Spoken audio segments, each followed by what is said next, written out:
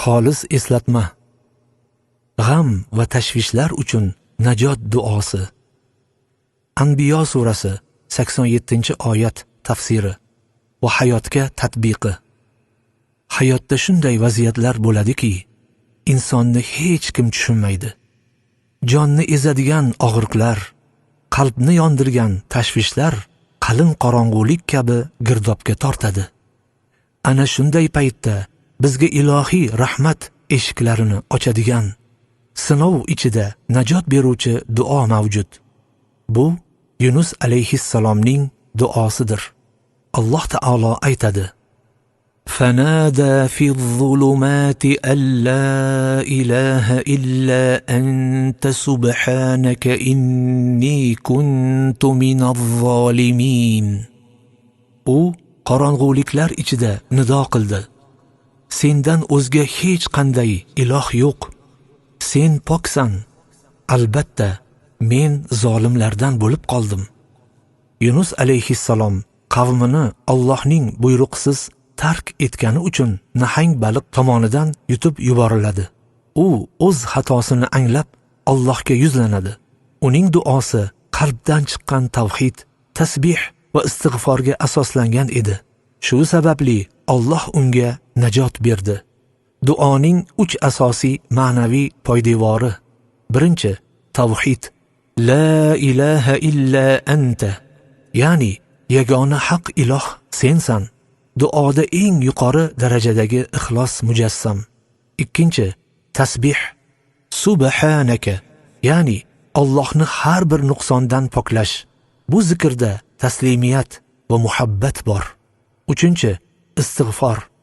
Inni kuntu minaz zolimin.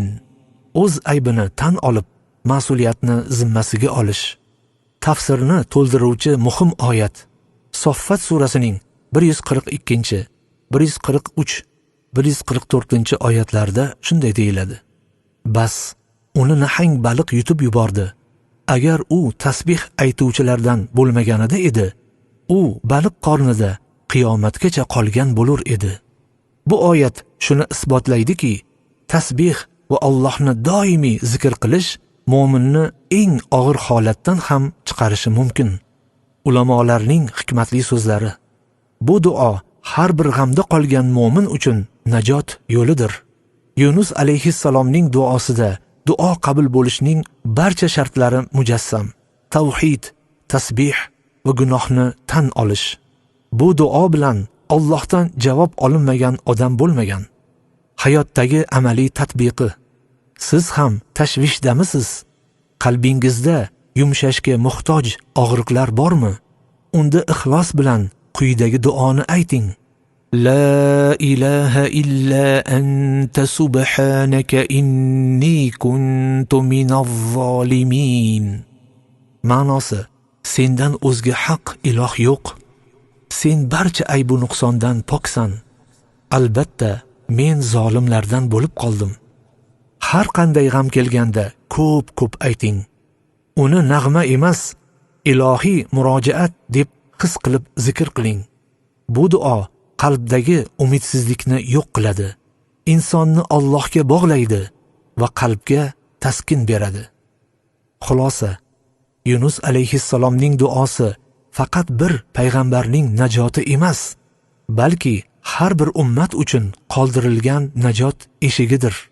Qalbingiz og'riqda bo'lsa, bu eshikni taqillating. Alloh eshituvchi va javob beruvchi zotdir.